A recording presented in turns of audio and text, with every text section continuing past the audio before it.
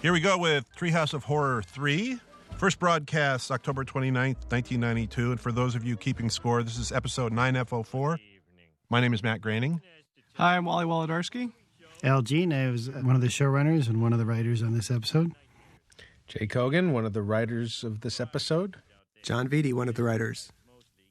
So that beginning, we were doing an Alfred Hitchcock show opening parody, and the joke, I never knew if it was clear enough, was that Homer's stomach was supposed to be fatter than Alfred Hitchcock's, but it's so subtle, I don't know if anyone ever really got it.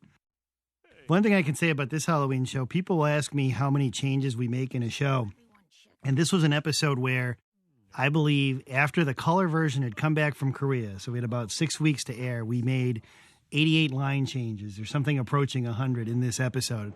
We had a screening with the writing staff, and it just didn't seem like it was working, and we just completely overhauled it. And Well, congratulations to us who wrote the first drafts then. Well done. Including me.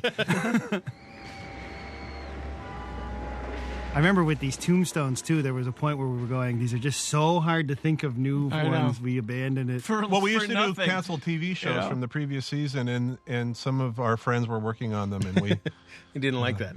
we thought maybe we shouldn't do that. The Drexel's Class reference will live on forever. Well, the other thing, too, was just that shows have gotten shorter. So a lot of these preamble things just got cut because...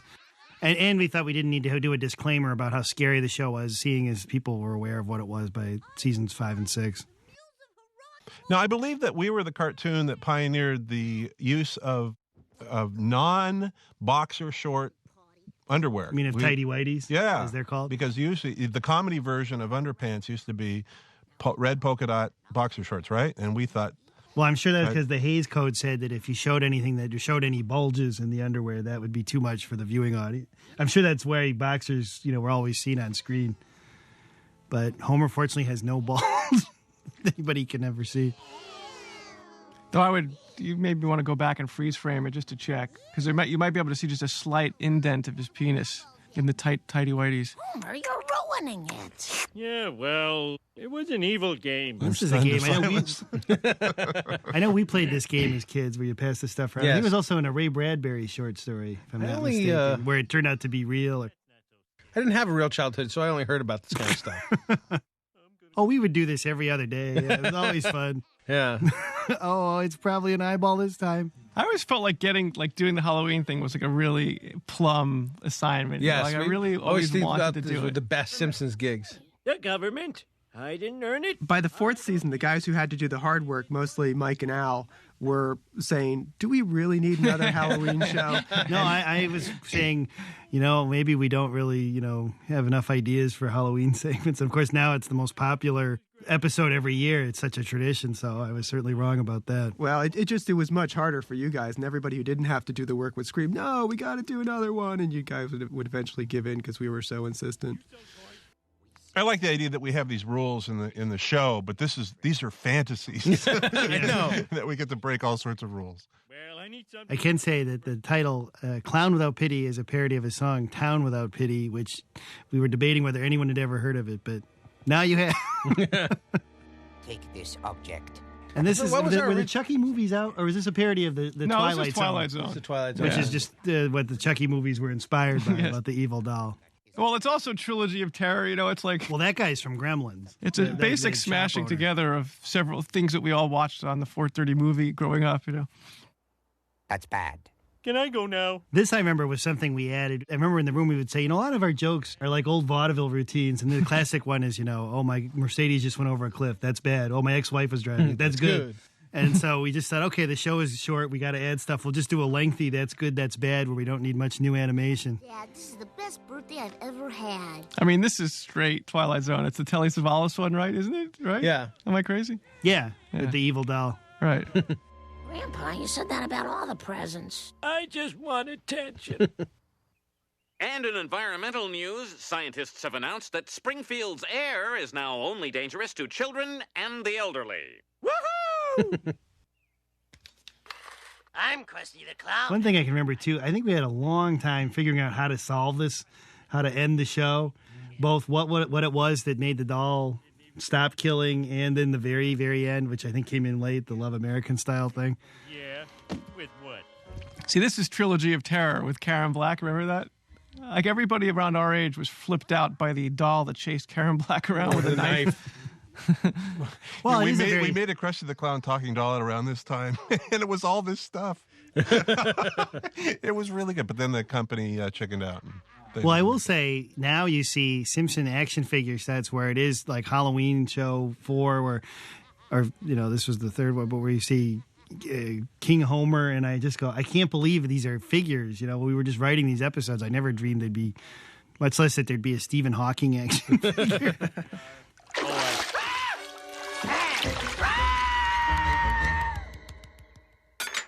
There goes the last lingering thread of my heterosexuality. Hey, baby, get comfortable. Krusty's always so easy to write because he's just an obvious, crass guy. It's one of the writer's favorite characters to write for, there's no doubt. You guys were always doing Krusty episodes. We liked Krusty. Well, you're the ones who made him Jewish, right? Yes, we did. Yep. Did you see the one where he got bar mitzvahed? Yes. Have you guys taken credit in earlier Halloween shows for how much you did to get the whole franchise done? That was my recollection. When I moved out here, the card was already on the board, but you two are the ones who really pushed the Treehouse of Horror and championed We loved it. We were big remember fans. that either, But Matt was a huge proponent of Treehouse of Horror, as I recall. Yeah, no, I thought it was... But I didn't think that we would continue to do 3 stories every year. Yeah, that was what I was afraid of, although certainly, I was... But you know what? We have not run out of things to do takeoffs on. I've changed my position. Now I want to do them every year till I die. It's my curse. The fantasy aspect of it was, as you could say, you can do anything in a Simpsons episode, but you can do even more in a Halloween episode. Yeah. By the way, the doll under the car is from Cape Fear, the Robert De Niro version, It just which is the out, basis right? of an episode we'll be talking about shortly. It just came out. Yeah. Yeah, that was the scariest thing in that movie, I thought, just that he was riding under the car. Although when you think about it, you go, no It's speed insane. bumps. Wait, you were scared by that? I It's was like, insane. hey, I'm going to get scraped. Someone set this thing to evil. I love you, Homer. Come here, you. Also, why just describe that over the phone? That's a pretty easy direction. Well, the other thing is, why did they make an evil setting? Yeah, dogs like to bury old junk. Yeah, you stupid idiot. It's great Dan talking to himself. Homer made me give him a sponge bath. This came in late, I know. This was a retake scene where because that thing where Krusty wasn't happy working for Homer seemed unsatisfying. Happy ending after all that bloodshed. And his wife comes through the door. So? Did I mention she was dead? No. Well, she was. Not only did we do 3 episodes, we also had wraparounds. That's amazing. I know. I do remember because I had been on the show the first season and left briefly before the second started. When I read the first Halloween script and not really having worked on it at the beginning, I thought it was the cleverest thing, especially the To Serve Man parody. I was going, I can't believe this is going to be on TV. Story. You've led an interesting. I mean, it is just it's an attempt to reprocess all that stuff that everyone at that room at that time knew the references. There was, like a kind of common language of television and movie references. This is one of my all-time favorite stories in the Treehouse of Horrors. For mysterious expedition, must like monkeys, non-smoker preferred. Well, this is when I remember Sam said he wanted to do a King Kong parody with Homer as King Kong, so we went to his house and watched the movie. Which, by the way, takes a long time. Invited to that one. That's strange. Well, just telling it like it was. Really? Very strange. Weird. I think the invitation just came.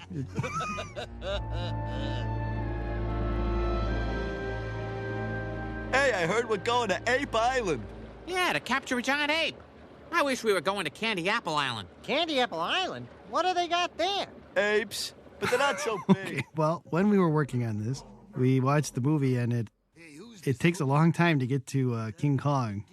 We actually wrote a lot more than actually was, used originally. We cut a bunch off.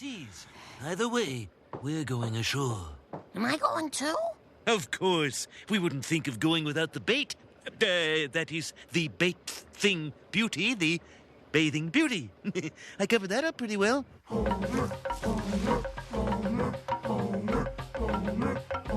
This is actually one of my favorite favorite ones. There's lots of great stuff in this. Did the Skull Island, I Don't Like the Sound of That by Lenny, does that line still in? Skull Island, I don't like the sound. I can't remember. We just passed by it. We just passed by it. I don't know. Did we? I think that... I guess you got to buy the set and watch it and find out. Just bring the $20, Matt.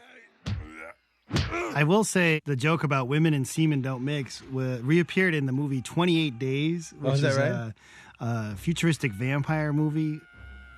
And it was just people who were in this world taken over by vampires were saying, oh, we used to watch The Simpsons and this was on it. And they tell the joke very thoroughly. It was very impressive. Dad, we'll sell monkey stew to the army. You keep your hands to yourself, mister. I mean, I was obsessed with this movie when I was a kid. Totally obsessed. And there was a time in New York when at noon on Channel 9, they would show the same movie every week, every day through the week. And I watched it 5 times one week, to just imagine a television landscape where a channel would show the same movie at the same time once a week. Mike told me he remembers his father seeing it when it came out, King Kong, in the theater, and he said it was the scariest thing you could imagine. I can only wonder, if you just hadn't seen anything like this, you would just be terrified. Through the gas one day. It really holds up, too, if you go see it again. King Kong is just such a phenomenal movie. I'm worried about the Peter Jackson version. How can he top this? Well, I think he's when just I say hoping this, for... I mean the original King Kong. Sure. Not this. Hoping for comparisons to the 1977. Yeah, he's basing his script version. on the 77 version. Well, it is amazing how a version made 40 years after the original is so much worse and less believable. Yes, that's a bad sign.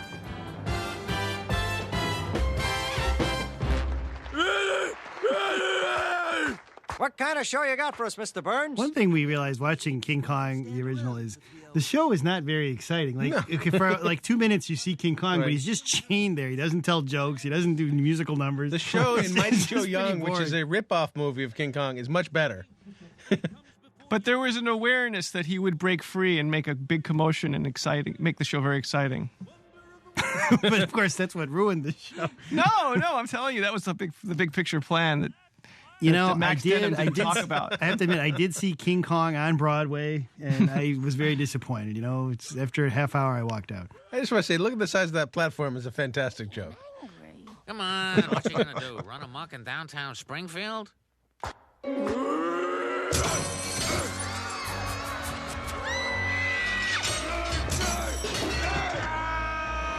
Yeah, that was great animation. That was awesome.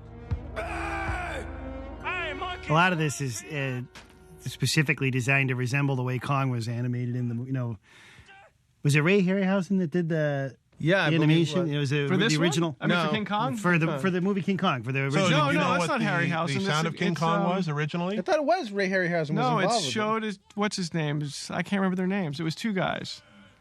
You know what the sound King Kong made? You know what it was? A lion's roar played backwards at half speed. I am dreading the reviews, I can tell you that. I'm going to go now. I guess we don't have that much to say about this particular episode, but the thing that we were stealing was awesome. The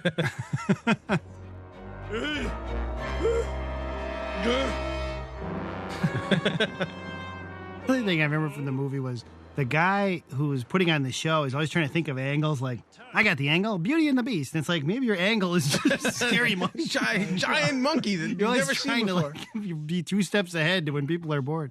It was a different entertainment environment when King Kong was made. They gave you something for your buck in the 30s. He's not dead. No, but his career is. Also, I believe then and still, it's the only segment we did that was this long that was all black and white. There's always a little fear that the viewer tuning in will be a little concerted that their TV isn't in color, but we did it. Don't worry, homie. I'll take care of you. The cabin born. Once again, here's an ending we added. The original one wasn't quite satisfying enough. And now that I think about it, we actually had a very similar ending in another Halloween show where we had Gypsy marrying a leprechaun, and there were different sides to each family. Oh, Homer. There it is again, that hard iris we put in after everything else was done. Instead of candy, I thought I'd serve an array of healthy, fresh fruits. Did we have to get the Love American Style theme? I remember calling somebody, like Charles Fox wrote it. I believe that's this is so boring, I'm sure, but with something that was written for a TV show, it's easier to clear because it's not owned exactly by the writer, but by the TV studio. Hey, hi, fellow Halloweenies. Did I scarily dare you? Darn it! Nice try, Mr. Flanders, but I've got a story so scary you'll wet your pants. Too late.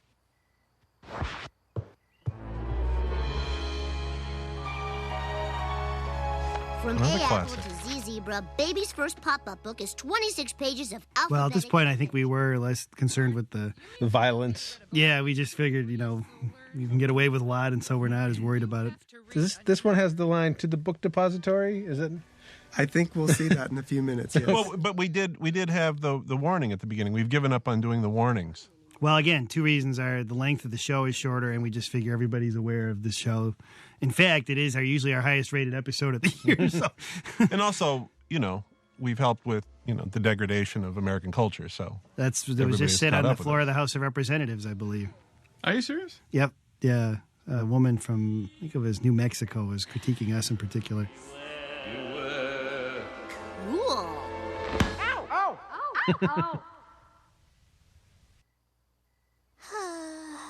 Now, this is always one of the jokes designed into the show. That By the way, the Snowball- original- No, I was going to say, the original Snowball was supposed to be white. But the cat in that picture is black, so it really doesn't make any sense. Because it was that Snowball 2 they named after the first one. Well, you know who what was happened? white. Here's the explanation: is they actually didn't take a picture of Snowball 1. No. And so they had a picture of Snowball 2, which they called Snowball 1. Very clever. Too clever. By half. Soul in a buyer's market. Ah, here we are. How to raise the dead.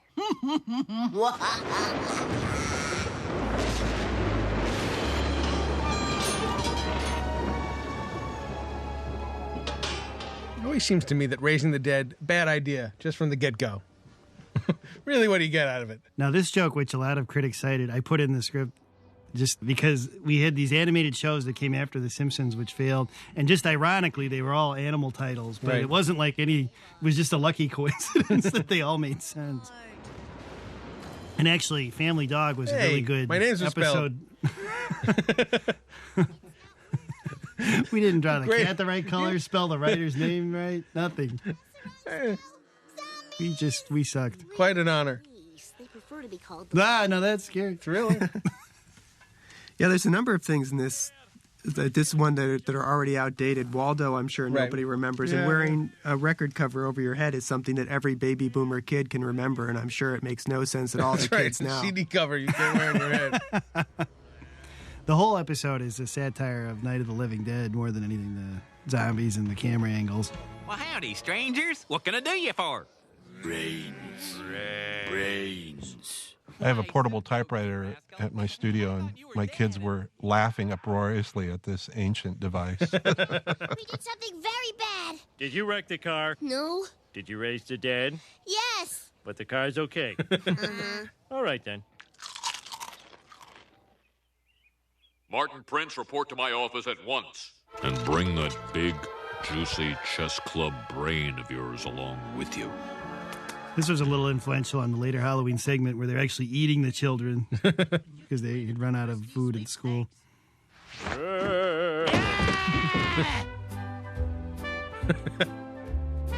To enter, send me your parents' brains. All right, parents' brains on a 3x5 card and send it to... Homer, did you barricade the door? Why? Oh, the zombies. No. Spare my family. Take me. Now, were you guys ever scared by Night of the Living Dead, the original? Yeah, very much Really? so. No. Oh, I was. I was I not. can't. Yeah. Yeah, I couldn't. I've never. It just watched looked like it a all the way bad through. film. I mean, it's like Yeah. a cheap, cheesy film. It was not scary to me. Well, it's another thing, though. I forget when I first saw it, but it came out in '68. I mean, you didn't see anything like that. Oh, that was maybe terrifying. Psycho had. Listen, a it little had like a special midnight showing, and I saw it in '68, and I was like, oh, lame. I mean, to I must me, have seen it in 1978 or 9 or something like that. It didn't scare me. so much. I was scared by it. The Exorcist, that's scary. I mean, to That me, scared life me. is horrible enough. It's like, who needs zombies, you know? It's like I already have trouble without anybody telling me about zombies. He was a zombie. There's one of the all-time classic lines. I believe that was Mike Reese's. That was Mike. Yeah. Now this is the point too where we figured now we have to try to work Kang and Kodos in every Halloween show. Our and it had to be pretty tough at some points. Well, originally, back in the very beginning of conceiving of the show, I wanted Kang and Kodos to really exist. I wanted there to be aliens that only Bart and Lisa would see, and they turned into Kang and Kodos and became much different.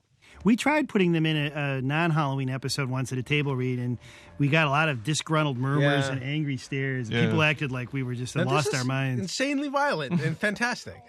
Barney, not you. Well, of course, we're saved by it that it's a cartoon, too. When in Rome. That's a big arm. When in Rome. He's not a zombie. He's just eating flesh. Eat lead, Einstein.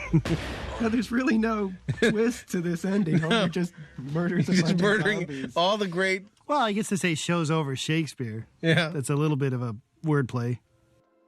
I just think the odds that they all three descended on the school. I remember it took us a long time to write these different incantations, too, to think of the different conceit and things that sounded like spells. Just when you were done doing the tombstones, it was time to do the chants. That's why we didn't want to do these shows anymore. Once we got rid of those freaking tombstones, all was well. Seeing how? Still pushing that boulder? Uh-huh. Excuse me, I'm John Smith. John Smith, 1882. My mistake. It's a good joke. The zombies that plagued our town are now just corpses rotting in our streets. Now, why didn't they go back to the cemetery with the rest of them? I don't know. They're lazy. It's another segment, though, that I'm going, why is it going on? And haven't we really concluded this story? Man, fall down. Funny. I see. So we're all zombies. We're the real zombies. That what you're trying to say, Al? Well, I'll say one more thing, and then the reason that we have this cell is because we had forgotten to leave an extra commercial break. And so since there wasn't one, after the main title, we used this to say, there's some content here, that this is actually a show portion. I hope you're enjoying this content. I believe, actually, I hadn't gone on vacation for a year and a half, and so I went to Hawaii for a week, and then Mike Reese got stuck having to put this in and deal with this problem. Everybody was giving themselves Halloween nicknames, and it got so out of hand over the years. They got really, really long. Did you cut them out? Did we? We cut them out for 2 years, and then there was actually people who were in the internet said, we really miss them, and we look forward to them. So I put them back this past year.